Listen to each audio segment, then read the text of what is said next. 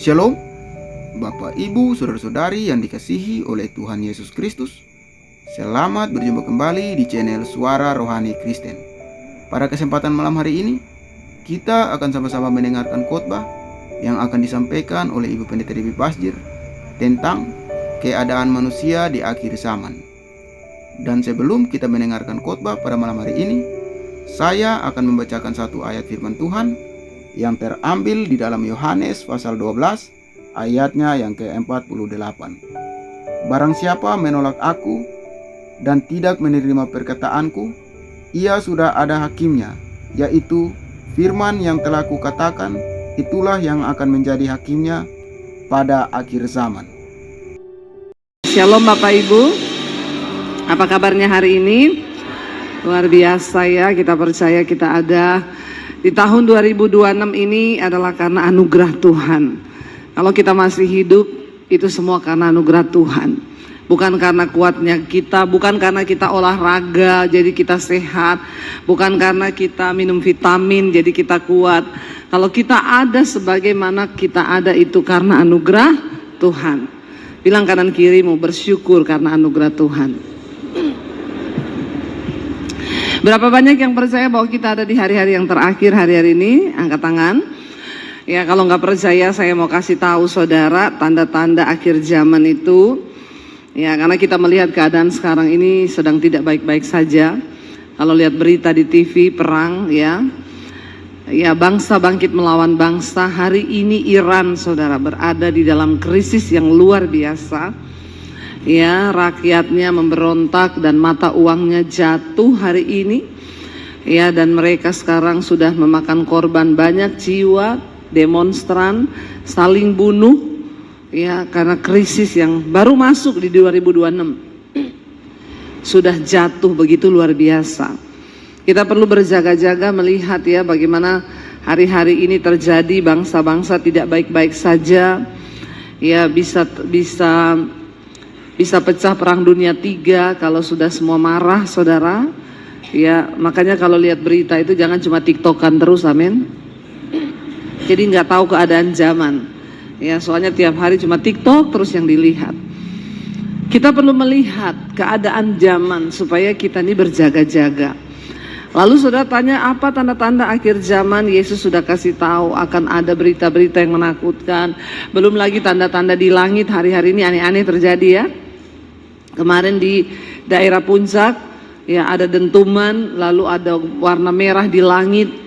BMKG juga belum bisa menjelaskan itu apa. Di beberapa negara ada tanda-tanda di langit. Semua itu sudah ditulis di firman Tuhan. Yesus bilang, kamu akan melihat, mendengar berita-berita yang aneh-aneh. Akan ada muncul tanda-tanda di langit. Ya, akan terjadi gempa bumi, akan terjadi perang. Ya, tetapi itu belum akhir zaman, itu baru tanda kesudahannya. Ya, akan datang sesuatu yang luar biasa. Kita harus siap untuk ya menjaga iman kita supaya kita tidak tertinggal. Kita buka dulu keadaan manusia di akhir zaman seperti apa. 2 Timotius pasal yang ketiga. 2 Timotius 3 ayat yang pertama saudara. Mulai kita lihat 2 Timotius pasal 3 ayat yang pertama. Baca bersama, ketahuilah bahwa pada hari-hari terakhir akan datang masa yang sukar. 2, manusia akan mencintai dirinya sendiri dan menjadi hamba uang. Mereka akan membual dan menyombongkan diri. Mereka akan menjadi pemfitnah.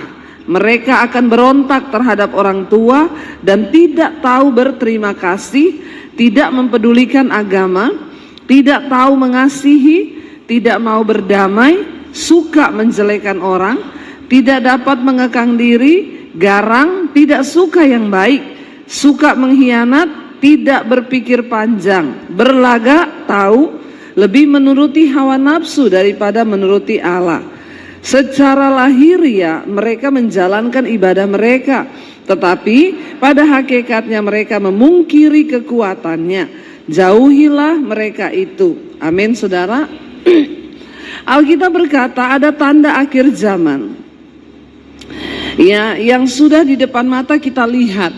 Pertama, ketahuilah bahwa pada hari-hari yang terakhir akan datang masa yang sukar. Ini sudah ditulis, jadi kalau terjadi kesukaran, banyak pergumulan, penderitaan di akhir zaman, memang Alkitab sudah menuliskan, ya, akan datang masa yang sukar. Manusia akan mencintai dirinya sendiri dan menjadi hamba uang. Sekarang kita lihat, saudara, banyak perceraian terjadi karena ini, ya. Suami mencintai diri sendiri menjadi hamba uang, istri mencintai dirinya sendiri menjadi hamba uang. Bahkan banyak orang cerai cuma gara-gara uang. Puji Tuhan kalau jemaat di sini semua tidak masalah uang di dalam rumah tangga, amin. Ya, karena suaminya pemurah, tidak ada suami yang pelit di sini, amin. Insya Allah. Ya, semua suaminya luar biasa. Ya, uang itu bisa bikin orang ribut, bisa bikin orang berantem. Ya, bisa bikin orang bercerai. Ya, sekarang cuma gara-gara uang banyak perceraian terjadi. Ya, saya banyak konseling, Bu, saya itu mau cerai, kenapa? Suami saya pelit. Ya, tapi puji Tuhan di sini semua suaminya pemurah. Semua uang diserahkan sama istri, amin. Amin, ibu-ibu. Tolong senyumnya itu yang rela. Jangan senyum terpaksa. Ya, banyak orang bercerai gara-gara masalah uang. Suami saya itu pelit, Bu. Pokoknya semuanya dipegang sama dia, ya. Dia nggak mau tahu, pokoknya harus begini, begini, begini. Dikatakan mereka akan mencintai diri menjadi hamba uang. Saudara, hari-hari ini ada begitu banyak statement di media sosial yang kelihatannya benar, tapi mulai mencuci otak anak-anak muda. Sekarang setan itu nggak masuk dengan cara-cara yang menakutkan. Lewat media sosial, lewat scroll yang kalian lihat, ya, perlahan itu mulai mencuci otak kita. Ya, bahkan banyak anak-anak sekarang yang mulai berkata, ya saya nggak mau lah nikah sama orang yang nggak punya duit, pokoknya ya selain donatur dilarang mengatur. Iya nggak? Banyak sekarang statement yang ya mulai berganti, saudara. Anak-anak muda sekarang banyak yang udah nggak mau menikah loh, ya. Karena dia pikir ya gimana ya, lihat keadaan zaman sekarang aja, ya. Bagaimana saya mau menikah dengan laki-laki yang ya, dia cari pokoknya laki-laki yang bisa jadi provider. Ya, makanya sekarang ini banyak sekali nilai-nilai firman Tuhan yang bergeser. Orang dibawa untuk mencintai diri. Bahkan perceraian di kalangan 50 tahun ke atas sekarang banyak terjadi. Kenapa? Karena mencintai diri. Ya, saya nggak mau lah bertahan hidup dengan laki-laki yang bikin saya sakit jiwa. Ya, saya sayang lah sama diri saya. Kata-kata sekarang statementnya kan, Anda layak untuk bahagia. Ngapain Anda dengan bertahan dengan laki-laki yang bikin Anda sakit jiwa? Jangan mau, mending cerai. Kamu bisa lebih berbahagia, dan statement itu kelihatannya benar. Lalu orang mulai mencari solusi, iya cerai daripada saya bertahan sama suami saya yang sakit jiwa. Ya, padahal firman Tuhan tidak berkata begitu. Amin. Bayar harga, ya. Alkitab mengajar kita harus mematikan diri sendiri, tapi dunia mengajarkan engkau harus mengasihani diri sendiri. Jangan bodoh. Ceraikan suamimu kalau dia bikin kamu menderita. Ceraikan istrimu kalau dia bikin kamu menderita. Pengajaran-pengajaran yang menyesatkan masuk, saudara. Ya, tiap hari kita scroll, kita lihat, kita baca. Itu cara setan bekerja hari-hari ini. Ya, handphone itu bisa menjadi setan yang mematikan imanmu. Jangan pikir, oh setan, saya nggak ikut gereja setan, saya nggak pergi menyembah berhala. Tiap hari kerjaanmu scroll itu syaiton. Bertobat, ya, benar, ya. Saya ini mau bikin khotbah nih ya, ketik di Google. Mau khotbah tentang kaki Dian, ketik kaki Dian, yang muncul kakinya Dian. Iya nggak bapak-bapak? Kaki Dian, kaki Sari, kaki Nita, kaki Susi, muncul tuh kaki-kaki semua. Ya, nah tinggal kita mau pilih nih, mau ngetik, mau terus pilih kaki Dian atau Dian punya kaki. Nggak usah bicara setan itu yang menakutkan. Oh, setan itu berhala, di bawah pohon besar ada setan. Di handphonemu banyak setan. Apalagi bapak-bapak yang Yanti diganti Yanto. Ya, di handphonenya tulisannya Pak Yanto, padahal Yanti. Bertobat, bertobat. Ini akhir zaman, ya, banyak sekali. Dikatakan di sana apa, saudara? Bahkan orang mau membual, mereka membual dan menyombongkan diri. Ya, menyombongkan diri, jadi pembohong, pembual, pura-pura kaya, pura-pura bahagia, ya Pak ya. Ya, wah di media sosialnya itu udah kayak bener-bener, padahal pret. Ya, jangan suka pura-pura, ya, pura-pura kaya, pura-pura bahagia. Semua yang namanya pura-pura itu susah, apalagi pura-pura kurus. Ya, jangan pura-pura kurus, saudara. Diedit fotonya, ibu-ibu ini. Ya, edit dulu ini biar kelihatan tirus, ini biar pret. Banyak kepalsuan akhir zaman. Orang suka membual, ya, pura-pura kaya biar terlihat kaya. Ngapain? Biasa aja. Lalu dikatakan di sana, ya, menyombongkan diri. Siapa orang yang sombong di hadapan Tuhan, saudara? Orang yang sombong itu bukan orang yang suka pamer, bukan orang yang memperlihatkan, itu memang sombong. Tapi orang yang sombong itu orang yang tidak mau hidup bergantung kepada Tuhan. Itu sombong yang pertama. Apapun yang kau lakukan dalam hidupmu, engkau harus melibatkan Tuhan. Engkau harus berdoa kepada Tuhan. Engkau harus sertakan Tuhan dalam setiap perencanaanmu. Apapun itu. Ya, engkau mau sekolah, engkau mau ambil ini, engkau mau pilih jodoh anak-anak muda, ya. Berdoa, libatkan Tuhan. Kau harus berani berkata, Tuhan, kalau ini jodoh bukan dari Tuhan, putus dalam nama Yesus. Amin. Jangan engkau memaksakan dengan kepinteranmu. Kau pikir, oh iya ini yang terbaik, padahal ya terkutuklah orang yang mengandalkan kekuatannya sendiri dan tidak mengandalkan Tuhan. Tapi diberkatilah orang yang mengandalkan Tuhan. Apa itu kesombongan diri yang pertama? Engkau hidup seolah-olah tidak butuh Tuhan. Lalu dikatakan di sana, mereka akan menjadi pemfitnah. Ya, cerita yang tidak benar dibener-benerin, itu fitnah. Kalau cerita yang benar bukan fitnah, tapi kalau cerita yang tidak ada dijadikan ada, itu fitnah. Ya, jangan jadi pemfitnah.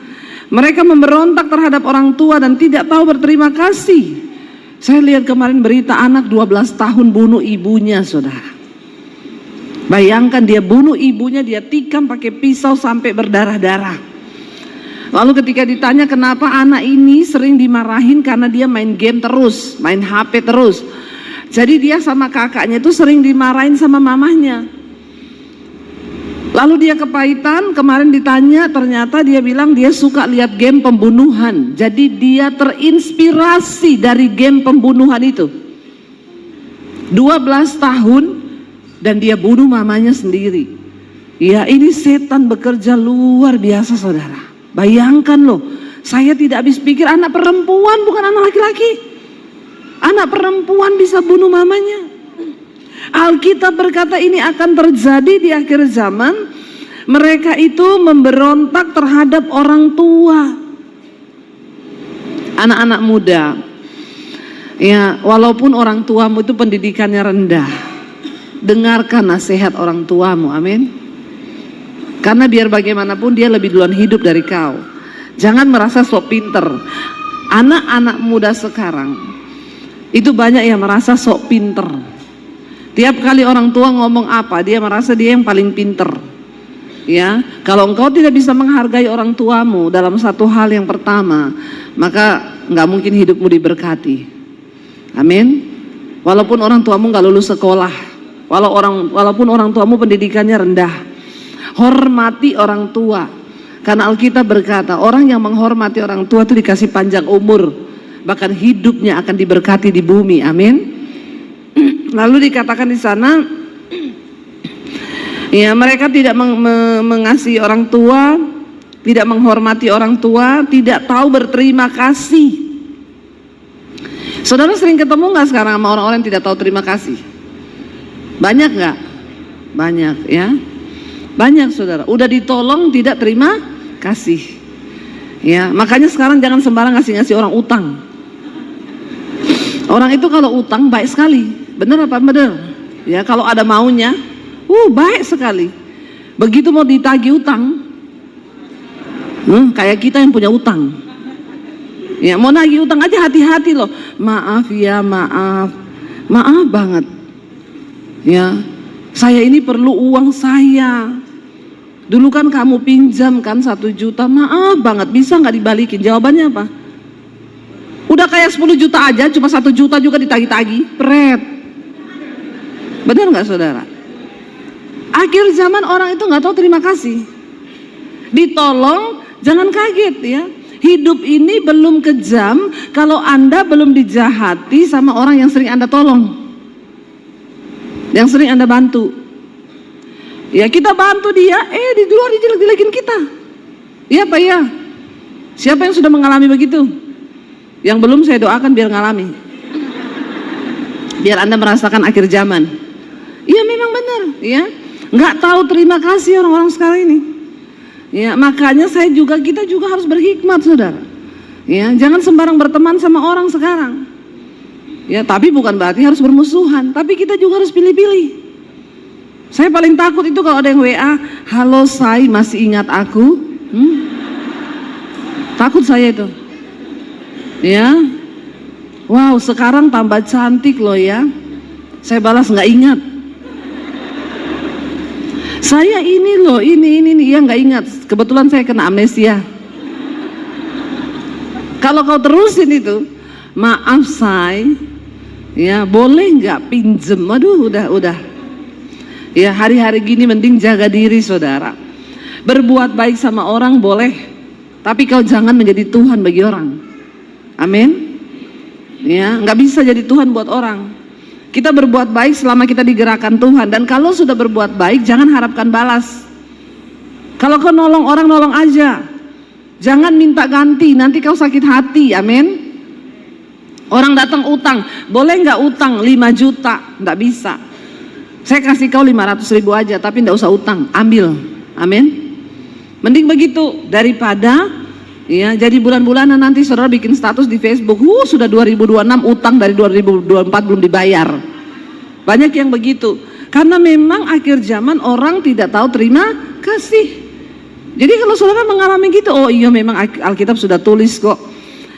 Dikatakan di sana tidak pedulikan agama mereka, ya, nggak peduli agama. Sekarang orang enak aja main nikah saudara. Ya, mau beda agama nggak masalah. Ya, pokoknya nikah aja. Orang tidak mempedulikan agama lagi. Agama itu cuma untuk main-main. Kemarin saya baca ada artis Kristen ngomong gini, kalau saya pindah agama kamu mau nggak nikah sama saya? Artis Kristen ngomong sama temennya yang sesama artis. Ya, di-upload tuh beritanya, kalau saya pindah ke agamamu, kamu mau nggak nikah sama saya? Saya komen begini, keyakinan aja kamu nggak yakin, bagaimana kamu bisa menikah menjadi imam? Yang namanya keyakinan itu harus yakin. Ya, agama itu nggak boleh buat main-main. Agama itu satu keyakinan kita. Jangan cuma karena jodoh terus pindah, menghalalkan segala cara. Alkitab udah bilang saudara, jangan menjadi pasangan yang tidak seiman dengan orang yang tidak percaya. Amin. Kalau kau dapat cowok seganteng apapun, kalau nggak seiman, putus dalam nama Yesus. Amin. Yang muda-muda, yang amin malah yang tua. Saya lagi ngomong sama anak muda ini, seganteng apapun, sekaya apapun, tidak seiman, putus. Amin. Ya, jangan kau di akhir zaman, ya akhirnya, soalnya Bu saya ini sudah berumur. Ya, dari dulu saya berdoa nih. Saya berdoa terus dari umur 26, minta Tuhan kirim Petrus, Yakobus, Yohanes, Lukas, Matius. Nggak datang-datang Bu. Udah mau kepala 3 yang datang Zulkifli. Ya udah, jadi saya terima aja. Jangan buang imanmu cuma karena demi laki-laki atau perempuan. Amin. Yesus sekali, Yesus tetap Yesus.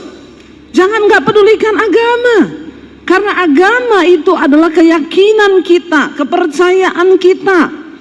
Sekarang banyak orang, saudara, menghalalkan segala cara sampai akhirnya ya dia hidupnya itu nggak mungkin kau bahagia, saudara. Kita kenapa Alkitab sudah atur cari jodoh yang seiman, yang seimbang. Alkitab sudah atur gitu, kenapa? Karena menyatukan dua pribadi itu tidak mudah. Amin. Yang seiman aja prosesnya berat, apalagi tidak seiman. Ya, saya itu ditawari orang, Bu boleh nikahkan enggak? Saya nih mau menikah, saya pengen diberkati sama ibu. Tapi sebelum saya diberkati sama ibu, saya mau diberkati dulu di tempat yang lain juga.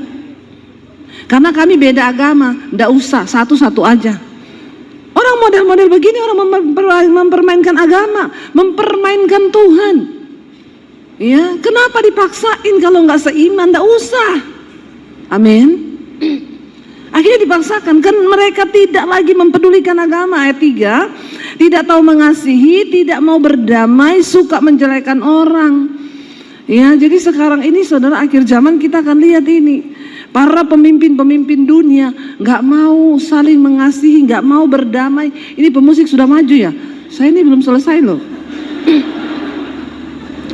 Ya, dan dikatakan di sana, saudara, ayat yang kelima saya suka ya. Ayat 4 bilang mereka lebih menuruti hawa nafsu daripada menuruti Allah. Sekarang orang lebih menuruti hawa nafsu, keinginan diri terus yang dipacu, tidak mau mengikuti Tuhan. Ayat 5 yang paling luar biasa. Secara lahiriah mereka ke gereja di sisi Cijantung tiap hari Minggu. Secara lahiriah mereka menjalankan ibadah, tetapi pada hakikatnya itu mereka memungkiri kekuatannya. Sudah nggak ada lagi kekuatan dalam ibadah. Hanya sekedar kumpul-kumpul, pulang nggak pernah hidupnya berubah. Yang berzina tetap berzina, yang homo tetap homo, yang lesbi tetap lesbi, yang ani-ani tetap ani-ani. Ani-ani no pelakor, hus. Bertobat kau. Ya, ani-ani no simpanan, no. Itu semua syaiton. Ani-ani syaiton, simpanan juga syaiton. Ya, ini saudara, secara lahiriah beribadah tiap hari Minggu, tapi pada hakikatnya mereka sudah memungkiri Tuhan. Jangan sampai kita termasuk orang-orang bilangan daripada manusia akhir zaman yang masih duduk di gereja tapi hidupnya nggak pernah berubah. Mari kita bertobat. Ya, mari kita sungguh-sungguh mencapai perkenanan Tuhan. Mari kita sungguh-sungguh mengejar apa yang berkenan kepada Tuhan. Amin. Sulit memang, tapi sorga itu tempat yang mulia, tidak bagi sembarangan orang. Ya, sorga itu tidak semua orang Kristen akan masuk sorga. Yesus berkata ketika Yesus datang satu saat nanti, ya, dia tidak mencari orang yang rajin ke gereja saja, tapi dia mencari orang yang melakukan firman Tuhan. Banyak orang akan ngaku, Tuhan, aku ini melakukan mujizat demi namamu, aku doakan orang demi namamu. Tuhan bilang, hanya engkau. Aku tidak mengenal engkau sebab engkau pembuat dosa, pembuat kejahatan. Mari kita bertobat. Ya, di waktu yang sisa tinggal 10 menit saya mencoba ayo kita buka bersama Yudas pasal yang pertama. Apa yang harus kita lakukan ketika melihat semua keadaan akhir zaman ini? Yudas 1 ayat 20, saudara. Yudas pasal yang pertama ayat 20 berkata begini, saudara, kita baca. Akan tetapi kamu, saudara-saudara yang kekasih, bangunlah dirimu sendiri di atas dasar imanmu yang paling suci dan berdoalah dalam Roh Kudus. Yang pertama di akhir zaman, mari kita semua membangun iman kita di atas dasar yang paling suci. Katakan, jangan cuma beriman, tapi iman harus dibangun. Amin. Kalau saudara hanya percaya sama Tuhan, Alkitab berkata, setan juga percaya. Jadi kalau level imanmu cuma sampai dipercaya, setan juga percaya. Orang Kristen yang imannya cuma dipercaya, berarti kau satu level sama? Masa imannya satu level sama setan? Setan juga percaya, berarti dia juga beriman. Tapi setan tidak akan pernah membangun imannya. Ya, setan gak akan mungkin, aduh saya ini udah percaya sama Tuhan, saya akan bangun iman saya nih. Bagaimana membangun iman? Di atas dasar yang paling suci, yaitu kekudusan. Amin. Kita semua harus hidup dalam kekudusan. Buang setiap dosa dalam pikiran, dalam hati, dalam perbuatan. Buang apa yang perlu dibuang-buang. Kalau kau masih terikat dalam kenajisan, persinahan, yang suka nonton film porno, nggak usah angkat tangan. Ya, buang itu. Bertobat. Yang masih hidup dalam kepahitan, sakit hati sama mertua, sama menantu, sama ipar adalah maut. Ya, sekarang ini orang Kristen ipar adalah maut, mertua maut, menantu maut. Ya, padahal dia lupa musuhmu itu bukan darah dan daging, musuhmu itu adalah syaitan yang ada dalam diri manusia itu. Jangan benci. Mari bangun iman kita di atas dasar yang paling suci. Jangan ada kepahitan, ampuni orang yang bersalah. Ya. Tapi mertua saya itu jahat banget, Bu. Enggak apa-apa, tetaplah berbuat baik. Itu bagian kita. Enggak usah kau hukum dia di dunia, itu bagiannya Tuhan. Ya, itu mulutnya mertua saya, enggak apa-apa, makanya ada tanaman namanya lidah mertua. Kayak pedang itu. Ya. Sudahlah. Terima aja. Kalau kita rajin berbuat baik, hati kita bersih, hati kita benar, ya kita nih jadi orang enak, saudara. Ya, ada yang datang sama saya, Bu, mertua saya itu jahat banget, ampuni. Sudah berkali-kali, ampuni. Ya, tapi tiap hari ampuni. Sampai kapan saya harus ampuni dia? Sampai kau tidak lagi merasa tersakiti oleh mertuamu. Sekalipun dia berbuat jahat sama kamu, tapi kau tidak tersakiti lagi, itu namanya kau sudah mengampuni. Amin. Malah kalau dia jahat, kirimi dia makanan. Dia jahat, apa yang dia suka, kasih. Ya, mertuamu jahat, coba kasih duit tiap bulan. Amin. Malah tertawa loh. Ini benar, kan Tuhan Yesus bilang, kalau orang berbuat jahat kau balas dengan berbuat baik. Kalau kau rajin kasih duit mertuamu, tidak mungkin dia jahat. Para mertua-mertua bilang amin dong. Ya, ayo saudara, bangun iman kita di atas dasar yang paling suci dan terus berdoa dalam Roh Kudus. Ayat yang kedua bilang, peliharalah dirimu demikian dalam kasih Allah sambil menantikan rahmat Tuhan kita Yesus Kristus untuk hidup yang kekal. Apa yang harus kita lakukan? Yang pertama membangun iman, yang kedua peliharalah dirimu sendiri. Ibu-ibu nggak usah terlalu alay, baper, koper, bagasi sama suami. Ya, apa itu baper? Bawa perasaan. Apa itu koper? Korban perasaan. Bagasi itu apa? Bahagia enggak, sedih iya. No koper, no baper, no bagasi. Amin. Ya. Jangan engkau taruh damai sejahteramu pada orang lain. Jangan kau taruh kebahagiaanmu pada orang lain. Peliharalah dirimu sendiri. Tidak ada orang lain yang bertanggung jawab atas diri kita selain kita sendiri dengan Tuhan. Termasuk jangan cari-cari pendeta, titip-titip doa sama pendeta. Bangun dirimu sendiri. Saya lihat tadi ini ada kotak doa. Mana itu kotak doa tadi? Ya, boleh. Memang tugas gereja menyediakan kotak doa supaya para pendoa ada kerjaan juga berdoa buat saudara. Tapi jangan kau pikir setelah kau taruh formulir doamu itu terus kau sudah tidak berdoa. Doa yang didengar Tuhan, ya, membangun diri itu bagaimana? Masuk kamarmu, tutup pintu, berdoa di dalam kamar. Itu yang mendatangkan perkenanan Tuhan. Amin. Doa yang didengar Tuhan tuh kayak begitu. Saya ini di bandara saudara, lagi jalan cepet-cepet ada ibu-ibu lari, Bu Debi, iya Bu, aduh shalom Bu, saya tiap hari dengerin khotbah Ibu. Puji Tuhan ya Bu, tetap semangat dalam Tuhan. Ibu doakan dong. Saya bilang, mau doa buat apa Bu? Ya doa apa aja, Ibu lepaskan berkat. Pret. Ibu gak usah alay lebay.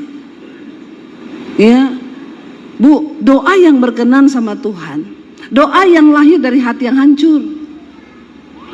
Kita doa di bandara gini tidak ada hati yang hancur Ibu. Ini doa basa-basi. Saya bisa basa-basi doa Ibu 1 menit bisa, tapi saya bukan pendeta basa-basi. Maaf ya, Ibu pulang masuk kamar tutup pintu doa di kamar. Itu yang lebih didengar Tuhan.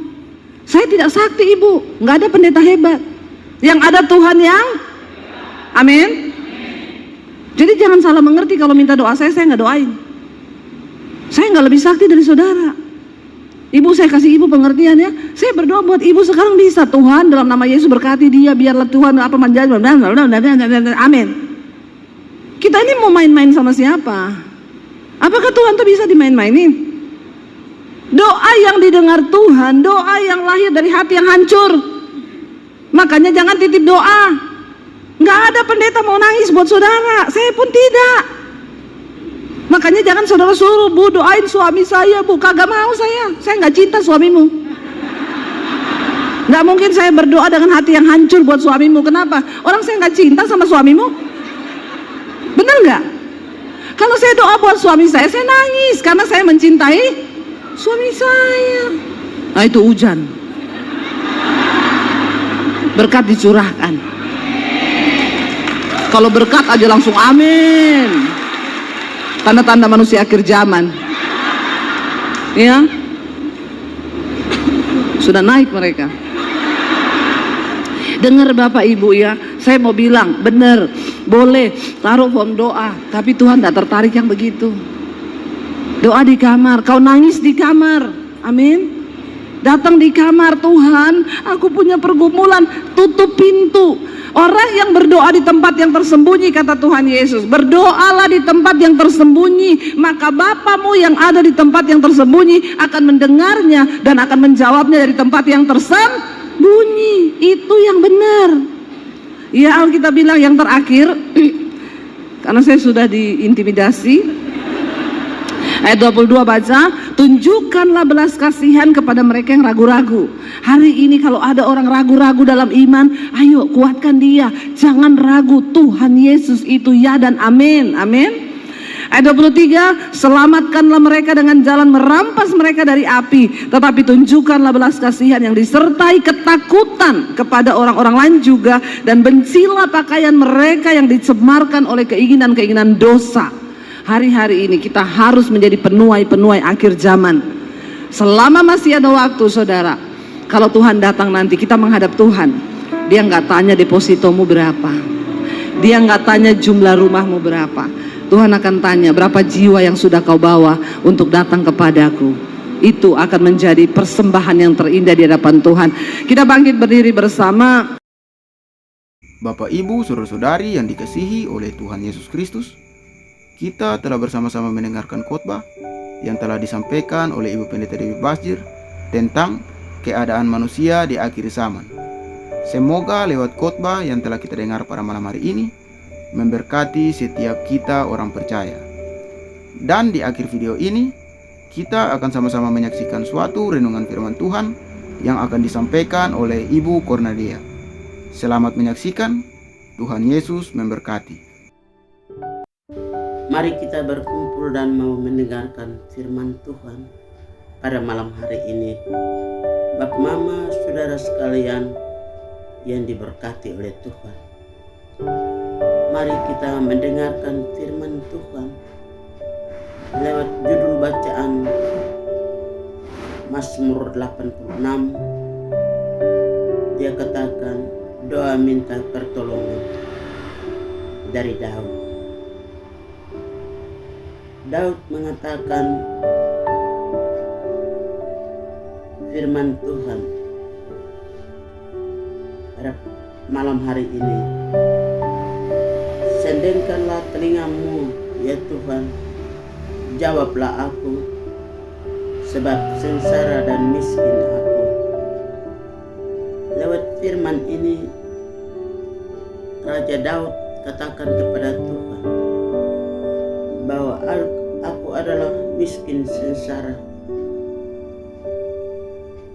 Dan lewat firman ini mengatakan bahwa aku tidak terbilang dalam bilangan manusia, tetapi dia katakan bahwa Allah memilih aku. Namun dalam kehidupan kami dalam kesesakan, aku katakan bahwa aku adalah orang-orang miskin yang terhilang di antara manusia-manusia. Tetapi dalam pimpinan Allah, dalam bilangan Allah, dia katakan aku adalah orang yang dikasihi oleh Allah. Dengan firman ini dia katakan dengan tegas, maka dengan demikian Allah memilih orang yang dipilih oleh Allah. Bapa, Mama, saudara sekalian yang dikasihi oleh Yesus Kristus, lewat firman ini mari kita mau katakan bersama Tuhan tidak ada yang mustahil. Ternyata dengan firman ini dia percaya bahwa Tuhan memilih dia, Tuhan mengangkat dia walaupun dia dalam kejatuhan. Dia besarkan diri bahwa Allah ada di pihak dia, siapa lagi yang melawan. Mari kita katakan bahwa kita juga adalah orang pilihan Allah yang Tuhan siap untuk memilih kita untuk menghadapi banyak masalah. Di dalam ayat yang ketiga, firman katakan, Engkau adalah Allahku, kasihanilah aku ya Tuhan, sebab kepadamulah aku berseru sepanjang hari. Ternyata dia berseru dan berserah. Dia tidak menyerahkan dirinya kepada siapapun dia, tetapi dia hanya menyerahkan dirinya kepada Tuhan. Dia bersyukur karena Tuhan itu Allah yang besar, Allah yang dahsyat, dan bisa menopang dia, menjaga dia, dan bisa memelihara dia. Dengan demikian, lewat firman, dia katakan bersama Tuhan tidak ada yang mustahil. Allah selalu menjawab apa yang dia inginkan. Bapak, Mama, saudara sekalian yang adalah sahabat Tuhan, yang selalu senantiasa memperhatikan kita siang dan malam. Tidak pernah dia mengantuk dan tertidur. Dia membela orang-orang percaya. Mari kita selalu berseru dan berserah hanya kepada Tuhan. Dengan demikian, malam hari ini kita diberkati oleh Tuhan. Di dalam ayat yang kelima, sebab Engkau ya Tuhan baik dan suka mengampuni dan membela dan melimpahkan kasih setia bagi semua orang yang berseru kepadamu. Dengan demikian, mari kita memuji nama Tuhan, berseru dan berserah hanya kepada Tuhan, sebab Tuhan adalah tempat pengungsian, Tuhan adalah tempat pelarian bagi setiap orang yang berseru dan berserah hanya kepada Tuhan. Mari kita memandang kepada Yesus adalah sumber pengharapan itu, dan kita percaya bahwa Tuhan mendengar doa-doa kita. Mari pada malam hari ini kita selalu berseru dan berserah kepada Tuhan. Dia adalah tempat penyerahan bagi kita.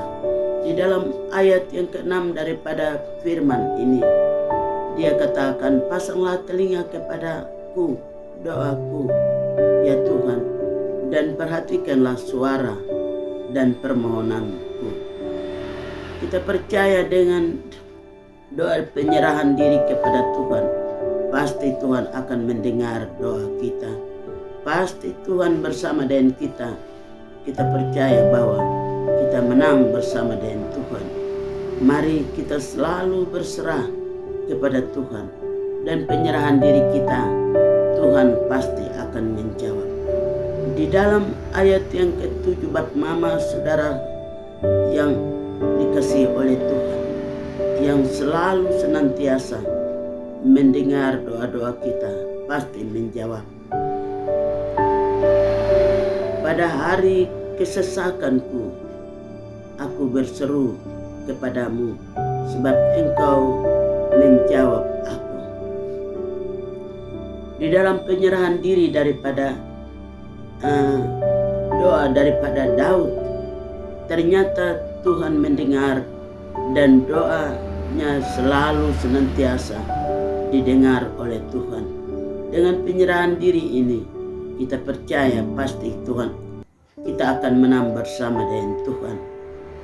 Dalam ayat yang ke-7, dia katakan, tidak ada seperti engkau di antara para Allah ya Tuhanku, dan tidak ada seperti apa yang kau buat bagiku. Dengan demikian, kita percaya bahwa setiap kesibukan kita, pasti Tuhan akan menjawab.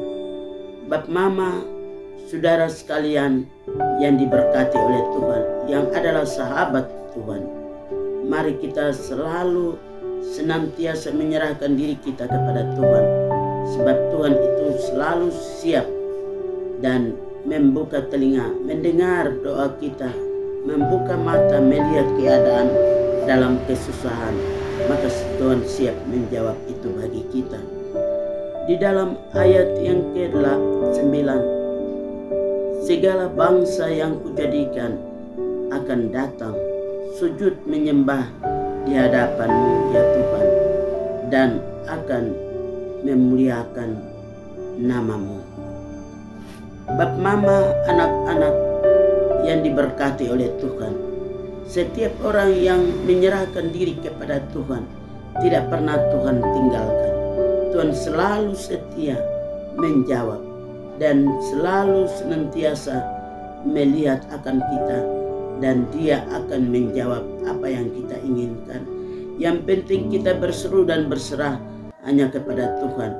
Tuhan adalah satu-satunya penjawab doa yang pasti. Tuhan adalah penopang bagi orang yang jatuh semangat dan berharap kepada Tuhan. Mari kita selalu berseru dan berserah hanya kepada Tuhan, sebab Dia siap untuk menjawab apa yang kita inginkan. Dalam ayat yang ke-11, Dia katakan, tunjukkanlah kepadaku jalan-Mu ya Tuhan, supaya aku hidup menurut kebenaran-Mu. Bulatkanlah hatiku untuk takut akan nama-Mu. Ternyata doa daripada Daud, Tuhan tidak pernah tolak. Tuhan selalu siap untuk menerima doa dan pengharapan. Mari kita sebagai umat pilihan Allah yang selalu prinsip bahwa kita bersama dengan Tuhan, Tuhan tidak pernah tinggalkan kita. Mari penyerahan diri kita ini hanya kepada Tuhan. Tuhan adalah gembala yang baik. Tuhan adalah gunung batu keselamatan bagi setiap orang yang percaya kepada Tuhan. Di dalam ayat yang ke-12, firman Tuhan katakan, aku hendak bersyukur kepadamu ya Tuhan, Allahku, dengan segenap hatiku, dan memuliakan nama-Mu untuk selamanya dan seterusnya. Kita katakan bahwa kita mau siap untuk penyerahan diri kita kepada Tuhan, memuji nama Tuhan, mengagungkan kebesaran Tuhan selagi kita ada. Pada malam hari ini, mari hati kita siap bahwa bersama Tuhan tidak ada yang mustahil bagi kita. Tuhan adalah gembala, maka tidak ada jalan yang salah. Jalan yang kita tempuh adalah jalan yang benar dan takut akan Tuhan. Bapak, Mama, saudara sekalian, anak-anak yang diberkati oleh Tuhan, yang adalah sahabat Tuhan. Di dalam ayat yang ke-13, dia katakan, sebab kasih setiamu besar atas aku, dan engkau telah melepaskan nyawaku dari dunia orang mati yang paling bawah. Daud bersyukur, dia hatinya besar karena Tuhan dia adalah Tuhan yang lebih besar dari segala-gala yang dia bawa. Dan mari kita, segala umat pilihan Allah, kita juga membawa diri kita kepada Tuhan sama seperti Daud. Dia katakan Tuhan lebih besar dari nyawa yang ada, maka dia selalu penyerahan diri hanya kepada Tuhan. Karena dia percaya bahwa dia gembala, maka dia menggembalakan domba menuju tempat yang Tuhan janjikan. Pada malam hari ini kita percaya bahwa Tuhan kita lebih besar dan mengatasi masalah demi masalah. Pasti Tuhan akan menyelesaikan bagi kita. Mari kita menyerahkan diri kita hanya kepada Tuhan, dan Tuhan akan pasti mendengar doa-doa kita pada malam hari ini. Mulai dari malam ini sampai Tuhan datang, di dalam nama Bapa, Anak, dan Roh Kudus. Amin.